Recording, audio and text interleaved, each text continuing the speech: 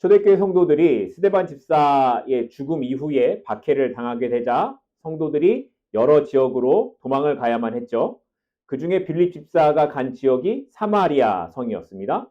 사마리아로 도망을 간 그곳에서 빌립 집사는 여전히 복음을 전하기 시작했고, 그 일로 사마리아의 많은 사람들이 예수님을 믿고 세례를 받고 그런 일들이 일어나게 되었습니다. 심지어 사마리아에서 가장 유명한 마술사 누구죠? 시몬이 빌립에게 세례를 받았는데, 이런 일련의 일들로 인하여서 예루살렘에 있었던 사도들이 정말 그래 라고 확인하기 위하여서 베드로와 요한 두 사도를 보냈습니다. 그런데 베드로와 요한이 사마리아에 와서 보니까 이 사람들이 세례를 받기는 했는데 성령의 임재하심이 없다라는 것을 알고 두 사도가 각 사람에게 안수하기 시작했고, 두 사도는 물론 마술사 시몬까지도 성령께서 사마리아 사람들에게 임재하시는 그 역사가 나타남을 보게 되었습니다.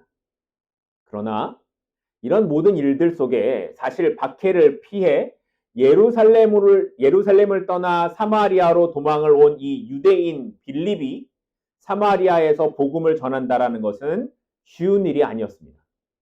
왜냐하면 유대인과 사마리아인들은 서로 싫어하는 것 그 이상의 관계였기 때문입니다.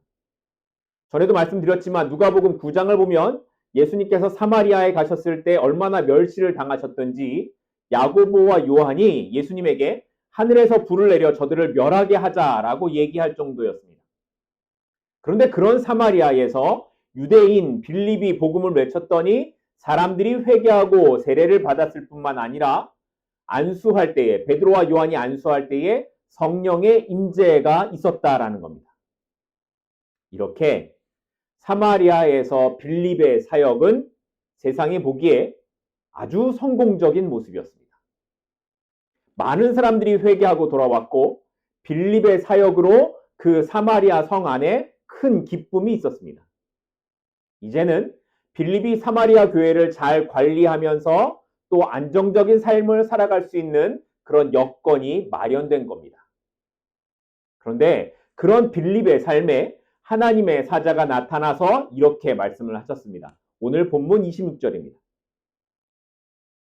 주의 사자가 빌립에게 말하여 이르되 일어나서 남쪽으로 향하여 예루살렘에서 가사로 내려가는 길까지 가라 하니 그 길은 광야라. 여기 기록된 주의 사자가 빌립에게 나타났다고 하는데 주의 사자가 누굴까요? 주의 사자가 누구라고 생각하십니까? 이것에 대해 우리가 추측할 수 있는 말씀이 그 뒤에 나와요. 29절입니다. 29절에 보면 성령께서라고 하고 있죠. 성령께서 빌립에게 수레로 가까이 가라고 말씀을 하시죠. 다시 말해서 성령께서 빌립에게 예루살렘에서 가사로 가는 그 길로 가라고 말씀을 하신 거고, 또 성령께서 광야에서는 수레에 탄 사람에게 가까이 가라고 말씀을 하셨다라고 해석할 수 있습니다. 그러면 빌립이 들었던 성령의 음성이 도대체 뭐였을까요? 빌립은 성령의 음성을 어떻게 알았을까요? 사실 우리는 빌립이 성령의 음성을 어떻게 들었는지 알 수 없습니다. 그가 마음에 어떤 생각이 드는 것으로 알게 된 것인지 아니면 환상과 같은 어떤 음성을 들은 것인지 알 수 없습니다. 그러나 분명한 것은 빌립은 그것이 성령의 음성이라는 것을 확실하게 알았고 그 말씀에 순종하는 삶을 살았다라는 겁니다. 어떻게 확실하게 알았을까요? 빌립이 성령의 음성을 듣는 게 이게 처음이 아니었기 때문이라는 거죠. 이전에도 빌립은 성령의 임재를 경험하고 성령의 임재 가운데 함께 살아가는 삶을 살아왔기 때문에 성령의 음성에 이게 음성이구나 하는 것을 확실히 알았던 겁니다. 그런데 여러분들은 어떠십니까? 오늘 예수 그리스도를 믿는 우리도 성령의 인도하심을 받고 그 음성을 듣고 살아가기를 원한다고 기도하죠. 다 그렇게 기도하실 거예요? 성령께서 내 삶을 인도하시기를 찬양하고 기도합니다. 적어도 하나님의 자녀들이라면 그렇게 되기를 기도하며 살아갈 겁니다. 그런데 왜 그렇게 기도하십니까? 왜 그렇게 살기를 원하십니까? 성령의 인도함을 받으면, 그렇게 살아가면 우리에게 좋은 일이 생겨서 그런 겁니까? 성령께서 빌립에게 가사로 가라고 말씀하셨을 때 그 길이 어떤 곳이라고 기록하고 있습니까? 그 길은 뭐라? 광야길이라는 겁니다. 광야는 아무것도 없는 곳이고 사람이 살 수 없는 곳입니다. 그런데 사마리아에서 가사까지 가는 거리가 짧지도 않습니다. 예루살렘에서 가사까지 거리가 대략 70km 정도가 되고요. 그리고 예루살렘에서 사마리아까지가 대략 70km 정도가 된다고 합니다. 그러면 이렇게 돌아서 안 가도 직선으로 간다고 하더라도 거의 100km가 넘는 길을 걸어서 가야 되는 겁니다. 그런데 그 길이 무슨 길이라고요? 광야길이라고요. 햇빛을 피할 수도 없고 함께하는 친구도 없습니다. 풍부한 음식도 없죠. 곳곳에 짐승들이 있는 그런 광야길입니다. 성령의 인도하심을 받아서 가는 길은 지금 빌립이 살고 있던 사마리아보다 좋은 길이 아닙니다. 성경에 잘 표현되어 있지 않지만 빌립이 자신이 살던 예루살렘을 떠나야만 할 때 그 마음이 얼마나 심란했겠습니까? 함께 신앙생활을 했던 스데반은 돌에 맞아 죽었고요. 같이 신앙생활하던 많은 성도들이 사람들에게 끌려가고 매맞고 옥에 갇히는 상황에서 빌립이 짐 싸가지고 도망을 간 곳이 사마리아입니다. 그렇게 사마리아에 가서 복음을 전했는데 자기가 생각했던 것보다 훨씬 큰 은혜의 일들이, 역사가 나타나기 시작했습니다. 사람들이 변화되고 세례받고, 그러면서 빌립은 내가 여기 정착하고 살 수 있겠다, 이런 생각이 들었을지 모릅니다. 그런데 거기에서 성령께서 말씀하시는 게 뭐예요? 다시 광야길로 가라는 겁니다. 이제는 좀 숨 좀 쉬고 살 수 있겠다 생각했는데 아니라는 겁니다. 성령의 인도하심은 그 사마리아, 살만하다 생각하는 것이 아니라 광야로 가라고 하시는 겁니다. 아무것도 없는 곳에서 다시 시작하라고 빌립을 밀어놓고 계시는 것 같습니다. 여러분은 그래도 성령의 인도하심이 여전히 선하시다, 이렇게 고백할 수 있으십니까? 아니, 왜 이렇게 힘들게 하시는가 하는 생각이 들지 않으십니까? 그런데 빌립은 그 성령의 인도하심에 그대로 순종을 합니다. 빌립은 성령의 음성을 듣고 아니, 내가 왜 이 길을 가야 하냐고 묻지도 않습니다. 그냥 말씀에 순종해서 바로 그 길을 떠나갑니다. 어떻게 이렇게 할 수가 있었을까요? 그건 아마도 빌립이 사마리아에 임하신 성령의 역사를 경험했기 때문이 아니었을까 하는 생각을 하게 됩니다. 예수님도 배척을 했던 그 사마리아 땅에서 자신이 복음을 전했을 때에 사람들이 회개하고 돌아오고 병든 자들이 고침을 받고 그리고 성령의 임재가 나타나는 것을 자신이 경험을 했습니다. 성령께서 자신을 사용하신다라는 것을 빌립이 경험을 한 거죠. 성령께서 함께 하시면 안 되겠다 생각했던 사마리아에서 역사가 나타나는 것을 빌립이 경험을 한 겁니다. 사람의 생각으로 될 수 없다고 여겨지는 일들이 된다라는 것을 빌립이 경험을 한 겁니다. 그래서 일어나 가는 겁니다. 이런 말이 있습니다. 고기도 먹어본 사람이 먹는다. 경험을 한 사람도 그 경험을 한 사람이 그 일들을 다시 할 수 있게 되는 겁니다. 신앙적인 믿음의 삶도 그렇습니다. 하기 전에는 막연하지만 성령의 인도하심에 순종하면 이루어지는 경험이 있고 기쁨을 알게 되는 겁니다. 내가 지금 한 걸음을 뛰기 전에는 이게 될까? 어떻게 살지? 하는 생각이 들지만 나의 지나온 삶의 경험들이 있다면 그 한 걸음을 뛸 수 있는 겁니다. 그래서 우리는 매일의 삶에서 말씀에 순종하는 경험이 쌓여져야만 하는 겁니다. 그러면 때로 하나님의 인도하심이 나의 기대와 생각과 달라도 절망하지 않습니다. 왜냐하면 그때도 여전히 하나님의 함께 하심을 경험한 그 일이 축적되었기 때문이고 이 삶의 끝에 내가 누릴 영원한 천국이 있음을 분명히 알기 때문입니다. 그래서 하나님의 음성에 오늘도 한 걸음을 내디딜 수 있는 겁니다. 이렇게 말씀에 순종해서 광야길을 가던 빌립이 한 사람을 이제 그 길에서 만나게 되죠. 그 사람은 수레를 타고 가던 에디오피아의 높은 관리 국고를 맡은 넷이었습니다. 오늘 본문 27절과 28절입니다. 일어나 가서 보니 에디오피아 사람 곧 에디오피아 여왕 간다게의 모든 국고를 맡은 관리인 넷이가 예배하러 예루살렘에 왔다가 돌아가는데 수레를 타고 선지자 이사야의 글을 읽더라. 빌립이 만난 사람은 에디오피아 여왕 간다게의 국고를 맡은 넷이라고 합니다. 여러분들 에디오피아 아시죠?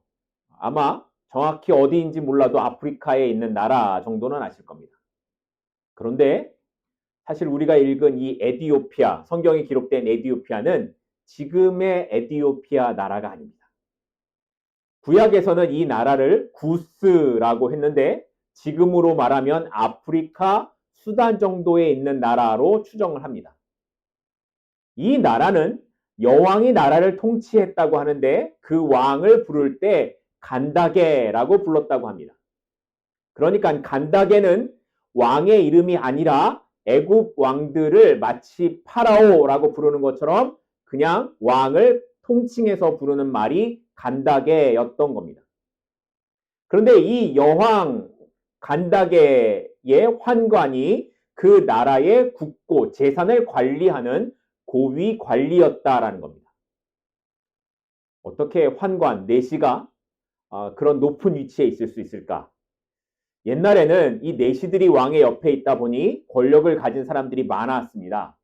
그래서 중국 역사에도 보면 환관들이 권력을 잡고 휘두르다가 반란이 일어난 십상시의 난 이런 것도 있습니다. 아무튼 이 에디오피아의 내시가 예루살렘에 예배하러 왔다가 돌아가는 길이었고요. 그는 돌아가는 길에 이사야서가 기록된 두루마리를 읽고 있었습니다. 그래서 학자들은 이 사람이 아마도 바벨론 포로 이후에 흩어진 유대인들을 통해서 에디오피아 사람이지만 유대교로 개종한 사람이지 않겠느냐라고 추측을 합니다. 그런데 그가 얼마나 유대교에 관심이 많았는지 수레를 타고 자기 나라에서 한 달 정도가 걸려야 하는 먼 거리 그 예루살렘까지 예배하러 왔을 뿐만 아니라 당시 아주 고가였던 두루마리 율법책을 소유하고 있었던 겁니다. 하지만 이런 열심을 가지고 예루살렘에 예배하러 왔던 에디오피아의 내시는 자신이 원했던 것을 이루지 못했을 겁니다. 그는 예루살렘에 들어가 함께 예배하기를 원했겠지만 예루살렘 성전에 그는 들어갈 수가 없었습니다. 왜냐하면 예루살렘 성전의 성소는 이방인이 들어갈 수 없었을 뿐만 아니라 레위기에 따르면 고환이 없는 남자, 이런 내시와 같은 사람은 흠이 있는 자여서 이스라엘 총회 언약의 공동체에 들어올 수가 없는 사람이었습니다. 그러니까 그는 먼 길을 왔는데도 불구하고 성소에 들어갈 수도 없고 자신이 느끼는 율법의 궁금함을 풀어줄 수 있는 사람을 만나지도 못했습니다. 그렇게 허탈한 마음으로 내시는 수레를 타고 이사야서를 읽으며 그냥 돌아가고 있었던 겁니다. 비록 이방인이고 내시여서 율법으로는 흠이 있는 사람이고 성소에 들어갈 수 없었지만 그에게는 간절함이 있었습니다. 한 달이 넘는 거리를 예배하기 위해 오는 간절함이 있었고 나중에 우리가 살펴보겠지만 장소가 어디든 상관없이 세례를 받기 위해 거리낌 없이 그것을 원하고 있는 간절함이 그에게 있었습니다. 제가 말씀을 묵상하면서 내시를 묵상하다가 하나님이 보시는 것이 이런 간절함이 아닐까 하는 생각이 들었습니다. 잠언 8장 17절 말씀을 보면 나를 간절히 찾는 자가 나를 만날 것이다 라고 말씀을 하십니다. 하나님을 만나는 사람이 누구냐면 간절히 찾는 사람입니다. 이 내시는 유대인의 그 누구보다 예배에 대해 간절한 마음이 있었습니다. 한 달을 걸려 오는 그 간절함, 말씀에 대한 간절함이 있었습니다. 그래서 하나님께서는 사마리아에서부터 빌립을 광야로 부르셨던 겁니다. 시편 42편 1절을 보면 우리가 잘 아는 말씀이 있습니다. 하나님이 사슴이 시냇물을 찾기에 갈급함같이 내 영혼이 주를 찾기에 갈급하나이다. 사슴이 시냇물 찾기에 갈급함같이 내 영혼이 주를 찾기에 갈급하나이다. 사슴이 시냇물을 왜 찾을까요? 목이 말라서이죠. 목이 말라서 그것을 해소하기 위해 시냇가를 찾아 사슴이 가는데 사실 그것은 죽음을 무릅쓰고 하는 행동이라고 합니다. 왜냐하면 동물의 세계에서 물가는 힘센 짐승이 약한 동물을 잡아먹기 위해 기다리는 장소이기 때문입니다. 그럼에도 불구하고 사슴은 자신의 갈증, 갈급함을 해소하기 위해 위험을 무릅쓰고 시냇물을 찾아갑니다. 어떤 대가를 치르더라도 갈급함이 해결되어야 하기 때문입니다. 그런데 에디오피아 내시의 갈급함이 이와 같았다라는 겁니다. 한 달을 넘는 길을, 왕복을 하면 2달이 넘는 길을 예루살렘에 가서 한번 예배하고 싶어서 그 길을 찾아오는 겁니다. 얼마나 많은 시간과 물질을 들였는지, 얼마나 힘들게 먼 길을 오는지, 그는 그런 수고해도 아무 소득이 없었지만 여전히 말씀에 대해 알고 싶은 마음이 꺼지지 않습니다. 그리고 하나님께서 이 내시를 위해 사마리아에 있던 빌립을 광야로 보내시는 일을 준비하고 계셨던 겁니다. 오늘 많은 성도들에게 능력이 없는 것, 우리에게 능력이 없는 건 이 갈급함이 없기 때문이 아닐까 하는 생각이 들었습니다. 모든 게 풍족합니다. 하나님 없이도 사는 것에 아무런 지장이 없는 것 같습니다. 사방이 교회 천지고 인터넷에는 설교가 차고 넘칩니다. 게다가 나는 어느 정도 의롭게 사는 것 같기도 하고 성경 지식도 꽤 있는 신앙인 같아 보입니다. 굳이 뭘 더 바라지 않고 이렇게 살아도 아무런 문제가 없는 것 같습니다. 그래서 우리는 하나님을 찾는 갈급함을 잃어버렸습니다. 그래서 하나님께서 우리에게 오늘 이 에디오피아의 내시를 보라고 하시는 겁니다. 이 사람이 어떤 마음으로 예루살렘까지 왔는지, 심지어 예루살렘에 와서 아무것도 얻은 것이 없음에도 불구하고 다시 말씀을 펴서 읽고 있는 그의 갈급한 마음을 보라고 하시는 겁니다. 그럼 너는 이 마음이 있냐고 물으시는 겁니다.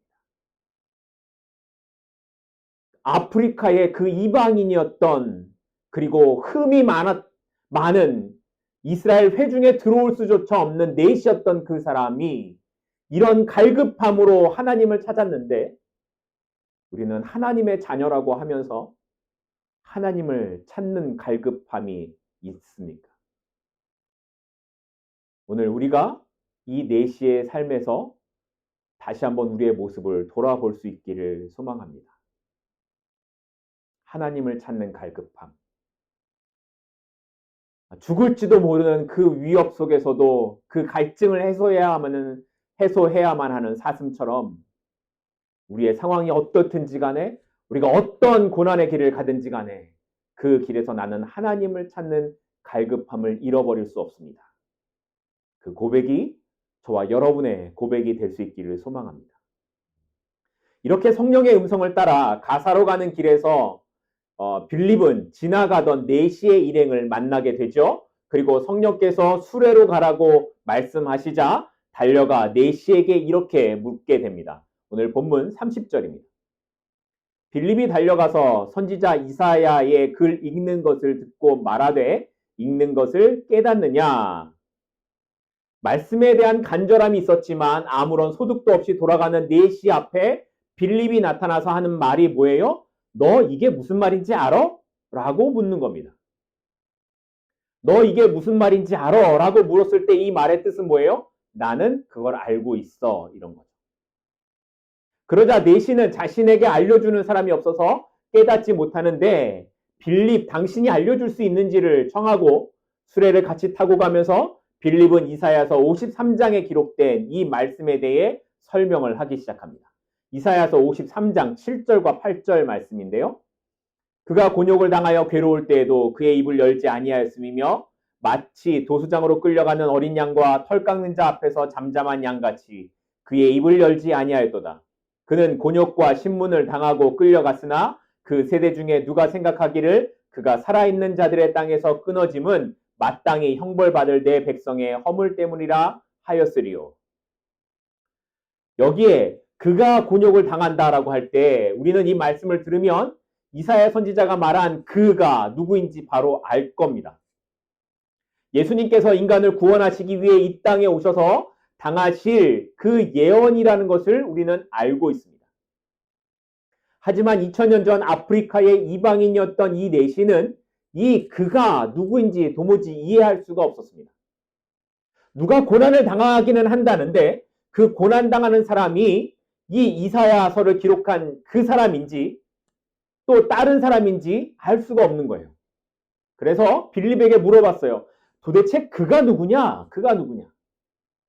그랬더니 빌립이 그가 누구인지를 말하는 것으로 시작해서 복음을 이야기하기 시작합니다. 오늘 본문 35절입니다. 빌립이 입을 열어 이 글에서 시작하여 예수를 가르쳐 복음을 전하니 빌립은 고난당하게 될 그가 바로 하나님께서 보내실 메시아 예수 그리스도이심을 알려주고 그것을 시작으로 예수 그리스도의 복음을 전하기 시작했습니다. 우리가 살펴본 것처럼 에디오피아에서 예루살렘까지 갔지만 그곳에서 아무것도 얻지 못했던 이 내시가 빌립이 전하는 복음을 듣게 됩니다. 자기가 생각했던 예루살렘이 아니라 광야 길에서 빌립이 전하는 복음을 듣게 됩니다. 그리고 그 예수 그리스도의 복음 안에는 이방인이나 내시나 구별이 없다라는 것을 알았습니다. 비록 예루살렘 성소에 들어가지 못했지만 이방인도 예수 그리스도를 믿으면 하나님의 자녀가 된다라는 것을 알았습니다. 그리고 그 사실을 알게 되었을 때 그가 얼마나 기뻤던지 가만히 있을 수가 없었습니다. 그래서 본문 36절은 이렇게 기록합니다. 길 가다가 물 있는 곳에 이르러 그 내시가 말하되 보라 물이 있으니 내가 세례를 받음에 무슨 거리낌이 있느냐. 여기 내시가 외치는 소리가 나와요. 보라입니다. 보라. 이 단어가 헬라어로 이두라는 단어인데 이게 감탄사입니다. 그러니까 와 봐봐 와 봐봐 이런 뜻입니다. 수레를 타고 가다가 물이 있는 곳을 보자 감탄하면서 이것도 은혜임을 고백하고 감탄하고 있는 겁니다. 그렇게 내시는 빌립에게 세례 줄 것을 요청했습니다. 결국 빌립과 내시 두 사람이 함께 물에 내려가서 세례를 베풀고 물에서 올라왔는데 성경은 그때에 성령께서 빌립을 이끌어 가셨다라고 기록을 합니다. 마치 그 자리에서 빌립이 사라지고 이제 다시 보지 못하는 그런 모습이 되었다라고 기록하고 있는 거죠. 근데 제가 이 말씀을 묵상하다가 이런 생각이 들었습니다. 만약에 빌립이 내시가 읽고 있는 말씀을 들었는데 이게 무슨 말씀이지? 이게 무슨 말씀이었더라? 이러면 어떻게 됐을까요? 빌립이 하나님의 말씀에 순종을 해서 사마리아도 떠났어요. 그리고 광야길을 힘들게 가고 있어요. 그리고 하나님이 준비한 이 내시를 만났어요. 내시가 읽고 있는 성경을 들었는데 이게 무슨 말씀인지 모르겠는 거예요. 그러면 하나님이 준비한 사람을 만나도 아무런 소용이 없는 겁니다. 요즘도 그러는지 모르겠는데 옛날에는 한국에서 버스나 지하철을 타면 물건을 파는 분들이 있었습니다. 가방 하나를 갖고 버스에 올라와서 물건을 쭉 나눠주고 설명을 하고 이제 물건을 팔죠. 그런데 이분들이 물건을 팔 때 그냥 팔지 않습니다. 이 물건이 어떤 건지 최소한 그 물건에 대한 정보는 공부를 하고 와서 물건을 팝니다. 이 물건이 어디서 만들어졌는지, 어떤 기능이 있는지 이런 것은 알아야 팔 수 있기 때문에 그렇습니다. 얼굴에 바르는 화장품을 손에 바르는 것처럼 그렇게 설명해서는 물건을 팔 수가 없죠. 그런데 영원한 생명의 복음을 전하면서도 아무런 지식이 없다면, 그렇게 노력도 하지 않는다면 그건 아예 복음을 전할 생각이 없는 겁니다. 얼마 전에 박진영이라는 가수가 사람들에게 성경 공부를 가르치는 것 때문에 논란이 많았더랬습니다. 이 사람이 뭐 이단이다 아니다 뭐 이런 논쟁이 많았죠. 근데 제가 그 영상을 좀 보면서 아니 가수도 이렇게 성경에 대해 공부를 하고 복음이 이것이라고 자신 있게 말하고 있는데 30년, 40년 신앙생활을 하고 교회에서 목사, 장로를 하는 사람들이 이 정도의 노력도 하지 않고 이 정도의 복음에 대한 자신도 없으면 이게 옳은 것일까 하는 생각이 들었습니다. 우리가 살아가는 동안 하나님께서 우리에게 에디오피아의 네시와 같은 사람을 언제 만나게 하실지 우리는 알 수가 없습니다. 우리가 하나님의 일꾼으로 살겠다라고 하고 성령의 인도하심을 받는 인생이 되기를 원한다라고 하면서 정작 하나님께서 우리에게 보내주신 사람을 만났을 때 그가 누구인지, 예수 그리스도가 누구인지 말할 수 없다면 우리가 주님 앞에 섰을 때 뭐라고 말할 수 있겠습니까? 내가 성경에 대해 알고 있는 것이 없다면 어떻게 사람들에게 예수 그리스도가 이런 분이라고 설명할 수 있겠습니까? 신앙생활을 오래 하는 것 중요하고 막 뜨거운 열심이 있어서 뭔가 막 방방 뛰고 찬양하고 그렇게 하는 거 중요합니다. 그런데 복음에 대한 확실한 지식이 없다면 우리는 예수 그리스도를 전할 수 없습니다. 말씀 앞에 우리가 서야 합니다. 말씀을 알아야 합니다. 말씀을 맺히려고 합니다. 말씀을 마치려고 합니다. 빌립이 예루살렘에서 북쪽으로 70km나 떨어진 사마리아에서 출발을 하지요. 그리고 에디오피아의 내시는 수레를 타고 그 70km 밑에 있는 예루살렘에서 출발을 합니다. 누가 먼저 출발을 해야 서로 만날 수 있을까요? 빌립은 북쪽에 있고 내시는 남쪽에 있습니다. 누가 먼저 출발을 해야 더 남쪽으로 갈 수 있을까요? 빌립이 훨씬 더 먼저 출발을 해야 합니다. 그리고 그들이 광야에서 정확하게 만난다라는 것은 시간적으로 뭔가 정확히 만나는 것이 있어야 가능한 일이었습니다. 사마리아에서 떠나는 빌립도 예루살렘에서 떠나는 내시도 광야에서 어떤 일이 일어날지 아무것도 알지 못했습니다. 그런데 내시의 간절함을 아시는 하나님께서는 이미 내시보다 먼저 빌립을 떠나게 하셨고 그의 순종을 통해서 한 사람을, 아니 에디오피아를 복음화시키는 일을 시작하고 계셨던 겁니다. 하나님께서 빌립에게 말씀하실 때 광야로 가면 자 이런 사람을 만나게 될 거야 라고 말씀하지 않으셨습니다. 하나님께서 아브라함에게 내 집을 떠나서 가라고 하실 때에 정확히 어디로 가라고 말씀하시지도 않으셨습니다. 그러나 하나님의 음성에 순종하는 사람들은 그곳에 갔더니 와 봐봐 와 하나님이 이렇게 일하셨어 라고 감탄하게 됩니다. 하나님의 음성에 순종하는 것은 하나님께서 내 앞에 어떤 것을 준비하셨는지 알고 가는 것이 아니라 아무것도 보이지 않지만 그것이 하나님의 뜻이라면 가는 겁니다. 그게 순종입니다. 우리가 예측하고 계획할 수 없는 그 일 가운데로 들어가지만 하나님의 말씀이기에 지난날 나와 함께 하신 하나님을 알고 있기에 그 길로 걸음을 내딛고 나아가는 겁니다. 오늘 우리의 삶 속에 이 하나님의 은혜들이 많이 경험되었으면 좋겠습니다. 그래서 이 많은 경험들을 통해 더 하나님 앞에 순종하는 것을 배우고 더 성령의 인도하심을 따라가도 두렵지 않는 그 인생을 살아가는 저와 여러분이 되기를 소망합니다. 그리고 이 모든 일의 중심에 말씀을 두실 수 있기를 소망합니다. 말씀의 뿌리가 없으면 바람이 조금만 불어도 쓰러집니다. 말씀이 없는 성도는 하나님께서 준비하시는 은혜의 시간에도 그것을 경험할 수 없습니다. 그렇게 우리 안에 말씀에 대한 갈급함이 있기를 소망합니다.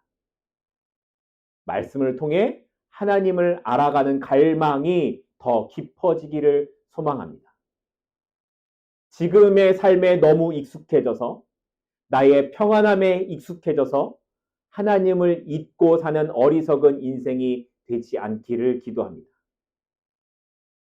빌립과 4시의 만남을 만들어 가시는 하나님의 일하심은 오늘도 여전히 진행 중입니다. 때로는 누군가의 순종을 통해, 때로는 누군가의 갈급함을 통해 하나님의 일하심은 지금도 진행 중이십니다. 혹시 여러분은 그 하나님의 일하심에 여러분도 쓰임 받기를 원하지 않으십니까? 내가 갈급한지, 아니면 내가 순종하고 있는지, 혹은 나를 통해 하나님이 뭔가를 계획하고 계시는지 우리가 지금은 알 수 없지만 나의 순종을 통해, 나의 갈급함을 통해 일하시는 그 하나님을 우리가 바라보시고 오늘 그 하나님 앞으로 나아가는 저와 여러분이 되기를 간절히 소망합니다. 기도하겠습니다.